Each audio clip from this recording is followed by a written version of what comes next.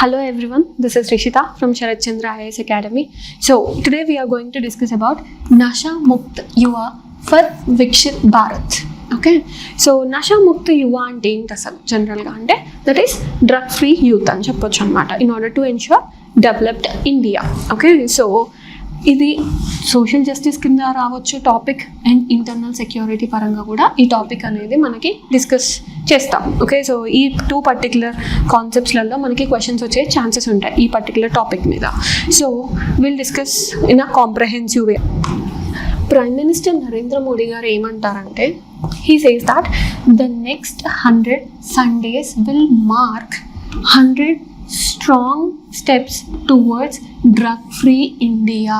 అంటే ఏంటి, ఒక నెక్స్ట్ ప్రతి సండే, ఓకే, సో నెక్స్ట్ ఒక 100 Sundays వరకు ఒక 100 steps వేద్దాం towards drug free India so that we can get Viksit Bharat by 2047. So this was told by our honourable prime minister Narendra Modi గారు. ఓకే, సో ఈ పర్టికులర్ మిషన్ యొక్క విజన్ ఏంటి అంటే in order to engage youth, families and spiritual organizations in order to ensure drug free India అని చెప్పొచ్చు అనమాట. Okay, so ఇందులో involvement nearly 125+ spiritual organisations ఉన్నాయి. As I already told you every Sunday ఉంటుంది ఇది.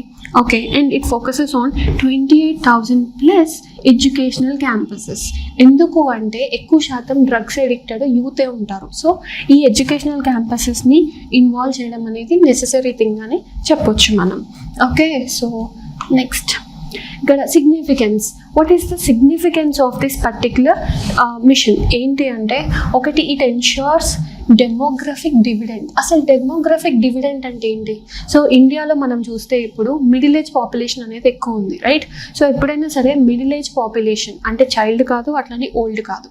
సో మిడిల్ ఏజ్ పాపులేషన్ నుంచే productivity ఎక్కువ ఉంటుంది ఇండియన్ ఎకానమీకి, రైట్? సో డివిడెండ్ అంటే ప్రాఫిట్ అనమాట. ఓకే, సో ఆ పర్టికులర్ ఏజ్ నుంచి మనకి డెమోగ్రఫిక్ ప్రాఫిట్ రావాలి, అంతేగాని ఒక డెమోగ్రఫిక్ డిజాస్టర్ మాత్రం అవ్వకూడదు, రైట్? సో డెమోగ్రఫిక్ డిజాస్టర్ అంటే ఏంటి, ఈ మిడిల్ ఏజ్ పాపులేషన్ ఎవరైతే ప్రొడక్టివ్ ఏజ్లో ఉన్నారో వాళ్ళు ఓల్డ్ పీపుల్ మీద డిపెండ్ అవ్వడం. అంటే ఏంటి, ఇప్పుడు యూత్ అనేది వాళ్ళ పేరెంట్స్ మీద డిపెండ్ అవ్వడం, రైట్? సో అలా ఒక డెమోగ్రఫిక్ డిజాస్టర్ అవ్వకుండా సో వాళ్ళు ఇండివిజువల్గా డెవలప్ అయ్యి ఒక డెమోగ్రఫిక్ డివిడెండ్ సైడ్ తీసుకెళ్లాలన్నదే ఈ పర్టికులర్ మిషన్ యొక్క ఎయిమ్ అనమాట. ఓకే, సో దానివల్ల ఏమవుతుంది, ఒక పబ్లిక్ హెల్త్ అనేది బెటర్ పొజిషన్లోకి వెళ్తుంది, రైట్? సో ఎందుకంటే హెల్త్ క్రైసిస్ అనేది కూడా పార్ట్ ఆఫ్ డ్రగ్స్ తీసుకున్న వాళ్ళకి హెల్త్ అనేది కూడా ఊరికంటే ఖరాబ్ అవుతూ ఉంటుంది. So drug free India program ద్వారా పబ్లిక్ హెల్త్ అనేది మనం ఎన్రిచ్ అంటే మెరుగుపరచవచ్చు. ఆ తర్వాత ఫ్యామిలీ స్టెబిలిటీ ఎలా అంటే, ఫర్ ఎగ్జాంపుల్ ఒక ఫ్యామిలీ ఉంది, ఓకే, అందులో ఒక child, okay, they had a single child. ఆ సింగిల్ చైల్డ్ డ్రగ్స్కి ఎడిక్ట్ అయ్యారు అనుకుందాం. సో ఆ టైంలో ఏమవుతుంది, ఫ్యామిలీ స్టెబిలిటీ అనేది దెబ్బతింటుంది, రైట్? సో అలా అవ్వకుండా ఫ్యామిలీ స్టెబిలిటీని ఎన్ష్యూర్ చేయొచ్చు. ఆ తర్వాత next productivity. As I already told, productivity of the youth should be used wisely కదా. సో డ్రగ్స్లోకి వెళ్తే ఈ ప్రొడక్టివిటీ అనేది తగ్గుతుంది. ఫర్ ఎగ్జాంపుల్ ఒక కంపెనీలో 2 workers ఉన్నారు అనుకుందాం. ఒకతను డ్రగ్స్కి ఎడిక్టెడ్ ఉన్నారు అండ్ ఇంకొకతను he had a healthy life style. So ఈ హెల్దీ లైఫ్ స్టైల్ ఉన్న వర్కర్ అనే అతను బాగా ప్రొడక్టివ్గా పనిచేస్తాడు, కానీ డ్రగ్స్ ఎడిక్టెడ్ అనే అతను అంత బాగా ప్రొడక్టివ్గా పనిచేయలేరు. మనం జనరల్గా మూవీస్లలో చూస్తూ ఉంటాం, చాలా హై అయిపోతారు, యూనో యాంగ్జైటీ లెవెల్స్ పెరుగుతాయి, సో అలా అవుతారు. సో దానివల్ల ప్రొడక్టివిటీ అనేది తగ్గుతుంది. అలా అవ్వకుండా ప్రొడక్టివిటీని ప్రాపర్గా యూస్ చేసుకోవడానికి కూడా ఈ డ్రగ్ ఫ్రీ మిషన్ అనేది necessary. So the next one is national security. Significance అనేది ఇప్పుడు డ్రగ్ ఫ్రీ మిషన్ ద్వారా నేషనల్ సెక్యూరిటీ కూడా ఎన్ష్యూర్ చేయొచ్చు. ఎలా అంటే నాక్రో టెర్రరిజం నెక్సెస్ అనేది ఒకటి ఉంటుంది. ఇప్పుడు పాకిస్తాన్లో ఏమవుతుందంటే వాళ్ళు డ్రగ్స్ని అమ్మేసి ఆ పర్టికులర్ ఫండ్స్ని టెర్రరిజంకి యూజ్ చేస్తూ ఉంటారు. సో ఆ పర్టికులర్ ఆ లింక్ ఆ నెక్సెస్ని మనం తగ్గించాలి ఎలా అయినా. ఓకే, అంటే ఏంటి, మనం డ్రగ్స్ని తీసుకునే వాళ్ళు డ్రగ్స్ కొనుక్కోవడం ఆపించాలి. అప్పుడేమవుతుంది, వాళ్ళకి డ్రగ్స్ నుంచి మనీ రావు, దానివల్ల టెర్రరిజం సైడ్ కూడా ఫండింగ్ తగ్గిపోతుంది, రైట్? సో అలా సో డిస్రప్టింగ్ ద గ్లోబల్. ఇక్కడ మనం ఇంకోటి అబ్జర్వ్ చేయాలి, that is golden crescent and golden triangle, right? So అసలు గోల్డెన్ క్రెసెంట్ అంటే ఏంటి? క్రెసెంట్ అంటే it's like a moon, right? So here you will have India and again you will have a golden triangle over here. Okay, so India is a sandwich between golden crescent and triangle అని చెప్పొచ్చు. అయితే ఇప్పుడు golden క్రెసెంట్లో ఎవరెవరు ఉంటారు, you will have Pakistan, Afghanistan, Iran. Okay, తర్వాత next golden ట్రయాంగిల్లో ఎవరు ఉంటారు? That is Myanmar, తర్వాత next Thailand and Laos, right? So ఇలా, సో ఇవేంటి, India is like a sandwich అని చెప్పొచ్చు in between this two. So అలాంటప్పుడు మనకి ఇంకా ఛాలెంజెస్ ఎక్కువ ఉంటాయి డ్రగ్స్ వల్ల కదా. సో అలా, అండ్ బ్లాకింగ్ ద నాక్రో money used for funding terror, I already told you this. తర్వాత నెక్స్ట్ ఇంకొకటి, దీని ఈ డార్క్ వెబ్ అనేది ఉంది కదా, డార్క్ వెబ్ అంటే ఎనానిమస్ అండి, అసలు ఎవరు చేస్తున్నారో ఏంటో ఏం అర్థం కాదు. సో జనరల్గా ఈ డ్రగ్స్ అనేవి, డ్రగ్ పెడ్లర్స్ అనేవాళ్ళు డార్క్ వెబ్లోనే చేస్తూ ఉంటారు. ఓకే, సో అలా డార్క్ వెబ్ మీద కూడా మనం కనుక ఒక పట్టు తెచ్చుకుంటే, సో ఈ డ్రగ్స్ అనేవి ఇంకా బెటర్గా మనం రెగ్యులేట్ చేయొచ్చు in order to eliminate them. Okay,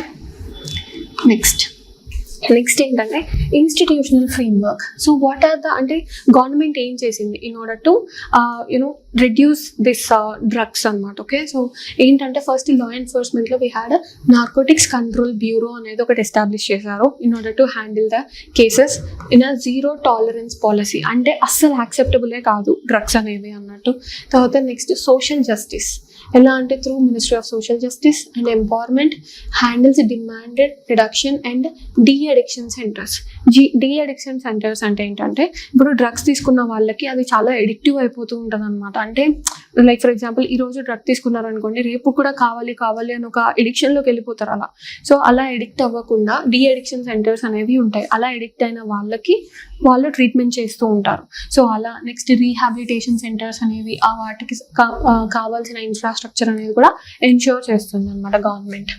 okay, next, so ఇప్పుడు కరెంట్ ఏంటంటే ఆల్రెడీ 14 crore ఇండియన్స్ అనేది they have taken pledge against this drugs అనమాట. అంటే ఏంటి, ఇండియాని డ్రగ్ ఫ్రీ చేయాలి ఎలా అయినా సరే అని చెప్పి already 14 crores they have taken a pledge. Okay, so here you have to understand this particular data. Okay, so అదొకటి.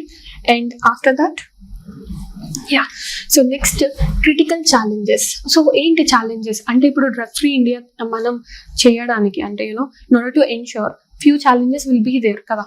సో ఏంటి అవి అంటే, ఒకటి సోషల్ స్టిగ్మా. సో సోషల్ స్టిగ్మాకి I tell you with an example. ఒక ఫ్యామిలీలో ఒక పర్టికులర్ చైల్డ్ అనే అతను he got addicted to drugs. Okay, so వాళ్ళ పేరెంట్స్కి తెలిసింది అతను ఇట్లా డ్రగ్స్కి అడిక్ట్ అయ్యాడు అని, కానీ బయటికి చెప్పరు. ఎందుకంటే ఇది సొసైటీ నా కొడుకుని నా కూతుర్ని జడ్జ్ చేస్తారేమో, ఓకే ఎక్స్క్లూడ్ చేసేస్తారేమో సొసైటీ నుంచి అని చెప్పరు. సో అలా చెప్పినప్పుడు ఏమవుతుంది అంటే, వాళ్ళని తర్వాత బ్యాక్ టు ద నార్మల్ తీసుకురావడానికి చాలా టైం పడుతుంది. ఇన్ఫాక్ట్ కొంతమంది అసలు బ్యాక్ టు ద నార్మల్ రారు, ఎందుకంటే డీ అడిక్షన్ సెంటర్స్కి వెళ్ళరు, రీహాబిలిటేషన్ సెంటర్స్కి వెళ్ళరు. సో అట్లా ఒక సోషల్ స్టిగ్మా వల్ల పేరెంట్స్ అనే వాళ్ళు హైడ్ చేస్తారు, ఎక్కడ మా ఫ్యామిలీ పరువు అంటే ప్రెస్టీజ్ అనేది పోతుందో అన్నట్టు. సో అదొక మేజర్ ఛాలెంజ్ అండి, ఎందుకంటే బయటికి చెప్పుకుంటే ఏమంటారు, మా ప్రెస్టీజ్ మా పరువు పోతుంది అన్నట్టు ఆలోచిస్తారు. That one. ఆ తర్వాత dark web. I already told you, dark వెబ్లో అసలు డ్రగ్ పెడ్లర్స్ ఏం చేస్తున్నారు ఏంటి మనకి ఏమీ తెలియదు, ఎందుకంటే సమ్ సార్ట్ ఆఫ్ అనానిమిటీ, అంటే ఎవరేం చేస్తున్నారో అర్థం కాదు. సో మేజర్గా ఈ డ్రగ్స్ ట్రేడ్ అనేది, ఇల్లీగల్ డ్రగ్ ట్రేడ్ అనేది డార్క్ వెబ్లోనే అవుతూ ఉంటాయి. So that is a major challenge. తర్వాత నెక్స్ట్ సప్లై లాజిస్టిక్స్. ఇప్పుడు గోల్డెన్ ట్రయాంగిల్లో వి హ్యాడ్ మ్యాన్మార్, కాకపోతే మ్యాన్మార్తోని some of the other trade డీల్స్లో ఉంటాం మనం. దానివల్ల ఏమవుతుంది, ఒక పోరస్ బార్డర్ అనేది ఉంటుంది. సో ఆ పోరస్ బార్డర్లో లూప్ హోల్స్ని వాడి ఈ డ్రగ్స్ని కూడా ఇండియన్ మార్కెట్లోకి తీసుకొస్తున్నారు. ఓకే, ఇన్ టర్మ్స్ ఆఫ్ ఇప్పుడు ఆల్రెడీ ఒకసారి కేసు అయింది, ఏంటి అంటే చాక్లెట్స్ లాగా అమ్ముతున్నారంట గంజాయిని. ఓకే, గంజాయిని బేస్డ్ చాక్లెట్స్ అన్నట్టు.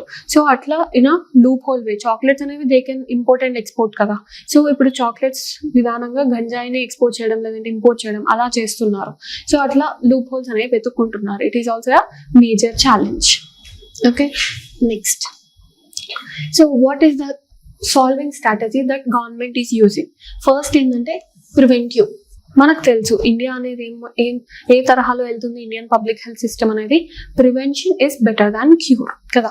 సో మనం ఫస్ట్ ప్రివెంట్ చేయాలి. ఎలా అంటే అవేర్నెస్ తీసుకురావాలి. ఆల్రెడీ యూత్ అంటే చిన్న ఏజ్లో ఉన్న యూత్ ఉంటారు కదా, సో వాళ్ళకి ముందు నుంచే చెప్పాలి, see this is not good అన్నట్టు. So the curative, already addict అయిన వాళ్ళకి రీహాబిలిటేషన్ సెంటర్స్ కానీ డీ అడిక్షన్ సెంటర్స్ కానీ ఎన్ష్యూర్ చేయాలి. ఆ తర్వాత ఎవరైతే డ్రగ్ పెడ్లర్స్ వాళ్ళు ఉన్నారో వాళ్ళని పనిష్ చేయాలి. ఓకే, సో చాలా సివియర్గా పనిష్ చేయాలి, సో దట్ ఇంకా మిగతా వాళ్ళు ఆ చైన్లో మెంబర్ అవ్వకుండా ఉంటారు.